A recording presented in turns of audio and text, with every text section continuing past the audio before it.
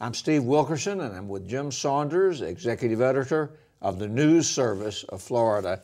Jim, the leadership of the Florida Senate decided that rather than going forward with a lawsuit regarding redistricting filed by various groups maintaining that the Senate had indeed gerrymandered districts, they've decided, no, we'll settle that suit and we'll go ahead with a special session in October and redraw those maps. Well, how many will be redrawn out of the 40? It could be a lot. The League of Women Voters and the other voting rights groups that have challenged this map have raised questions about 28 of the 40 districts. So, whether that will, how that will play out in October, it's a little premature to know for sure. But the map could undergo significant changes in various areas of the state. This is all pretty remarkable, really. 2 or 3 years ago when these maps were drawn, the Senate leaders were saying it was the most transparent process in the history of redistricting in Florida.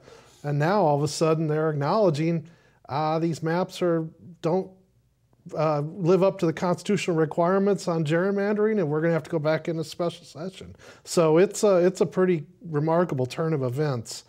Do you think that part of it was that they read the tea leaves and knew, in light of what the court had done with regard to congressional redistricting, that they were going to have to do it anyway, so let's go ahead and get with the program? I think it's absolutely that's what happened. The legislature is going to go into special session next week to redraw congressional maps, and the reason is that the Supreme Court ruled 5-2 that those congressional maps were the old ones were unconstitutional, and the Supreme Court opinion was very clear about what it thought needed to happen with the congressional map.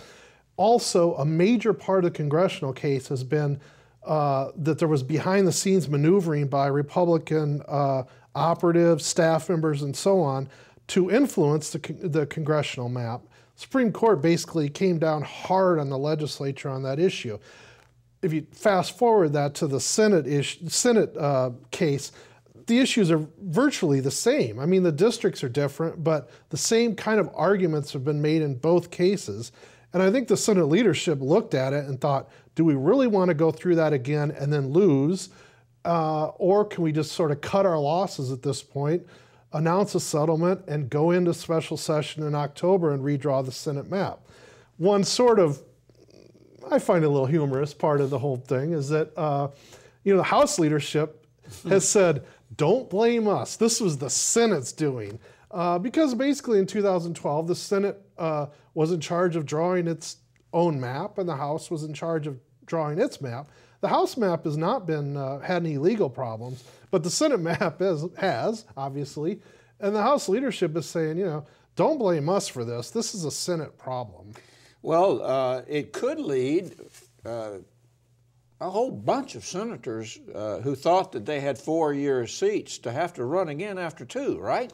We're all presuming at this point that 40 seats are going to be on the ballot next year, and ordinarily it'd be 20, and there's because of the way this would have to happen, you would stagger terms then. So some might only have 2 years, and some might have 4 years, and it opens up all sorts of possibilities. One of the things that's drawing a lot of speculation is there's a big fight for Senate President in 2016, after the 2016 elections between Senator Joe Negron and Senator Jack Latvala.